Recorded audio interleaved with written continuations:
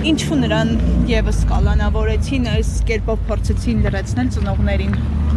Ծնողների տարբեր խմբեր կան, ովքեր պայքարում են արդարության հասնելու իրենց որդիների, ընտանիքի անդամների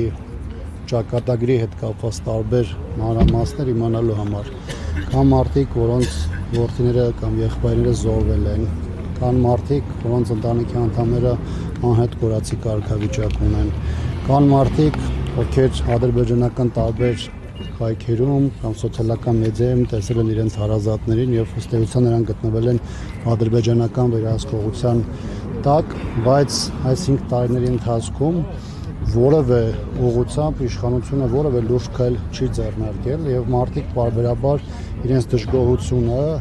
արտահայտում են։ Հիմա իշխանությունը այս տարիների ընթացքում մի մարտավարություն է բռնել տարբեր ծնողների, ովքեր տեղից շատ մեծ կորուստ ունեն կամ բավականին մեծ խնդիրներ ունեն, որոնք իրենց մտահոգում են, այս մարդկանց փորձում են լրացնել։ Բնական է, որքան որ մարդկանց պահանջները չեն բավարարվում եւ որքան իշխանությունը այս իմաստով պարզապես չի գործում, այս պայմաններում մարդկանց եւ հուզական վիճակը եւ նաեւ արդարացի պահանջը շատ ավելի ընդգծելի է լինում։ Արսեն Ղուկասյանն այն ծնողներից է եղել, ով ամենատարբեր միջոցներով, փողոցներում,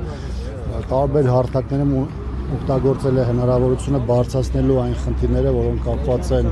անհետ կորած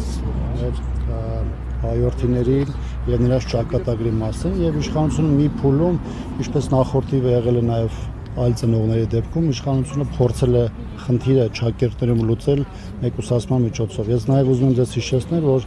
տարբեր կարգավիճակներով ազատությանից զրկվել է, տնային կալանքի ռեժիմով է գտնվել նաեւ Գարիկ Գալեյանը, նաեւ մեր հայորդիներից Հակոբի հայրեն Գերարան, ով այս պահին էլ տնային կալանքի ռեժիմում է եւ այսօր էլ այստեղ հավաքվել են Ղուկասյան Արսենի հետ կապված, ով իր վախտակիցների եւ բազմաթիվ ընկերների հետ շարունակում է 5 տարի շարունակ բարձրաձայնել այն հարցերը, որոնք հասարակության համար պետք է լինեն առաջնային օրակարգի հարց։ Պարոն Աբրահամյան, Արսեն Ղուկասյանն նաև առողջական լուրջ խնդիրներ ունի, ինչի մասին փաստաբանական թիմն է բարձրաձայնում, անգամ Տիկին Սողոյանը հայտնեց, որ նրա առողջական վիճակը ուղղակի համեմատական չէ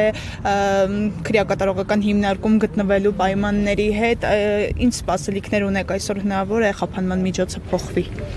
Իշխանությունը այս ողջ շրջանը օգտագործել է կալանավորները որպես բաժիջ միջոցներ կիրառելու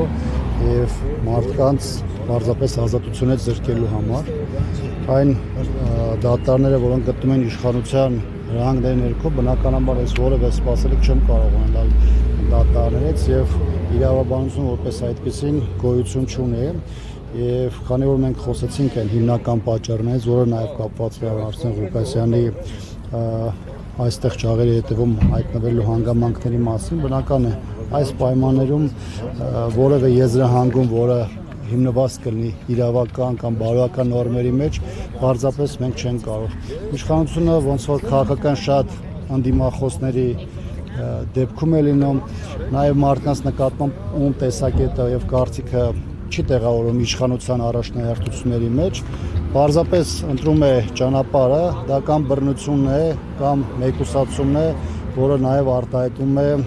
կալանքների միջոցով։ Պարոն Աբրահամյան, նաև առողջական վիճակների հետ կապված երեք Բագրատ Սրբազանի գործով դատական նիստներ տեսանք, որ այնտեղ օրինակ Տիգրան Գալստյանը շատ լուրջ առողջական խնդիրներ ուներ, Աղվան Արշակյանը եւս բարեբախտաբար նրա խափանման միջոցը փոխվեց, բայց Տիգրան Գալստյանը շարունակվում է մնալ կալանավորված։ Հա պետությունը այստեղ ինչ խնդիր ունի, ինչու են ծանր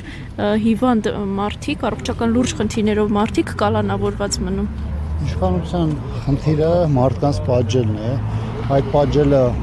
արտահայտում է ոչ թե իրավական process-ների հիման վրա, այլ պարզապես մարդկանց իրենց տեսակետից տարբերվող կարծիքները արտահայտելը։ Հիմա դա կարտահայտվի քաղաքական մակարդակում, դա կարտահայտվի հասարակական մակարդակում, թե մեկ այլ տեղ իշխանության համար դա խնդիր է եւ նրանց համար որևէ ձևով կարևորություն չի ներկայացնում, թե տվյալ մարդը կալանքին անհամատեղելի որևէ հիվանդություն կամ առողջական խնդիր ունի, թե չունի։ Ամեն դեպս այս տարիները ցույց են տվել, սա առաջին դեպքը չէ, որ իշխանությունը ամեն դեպս ոչ իրավական առումով, ոչ էլ բարոյական առումով որևէ խոչընդոտ չունի եւ մարդկանց ամեն գնով փորձում է ազատությունից զրկել, հիմքում ունենալով իր մոտեցումից, իր կարծիքից տարբերվող դիրքորոշումներով։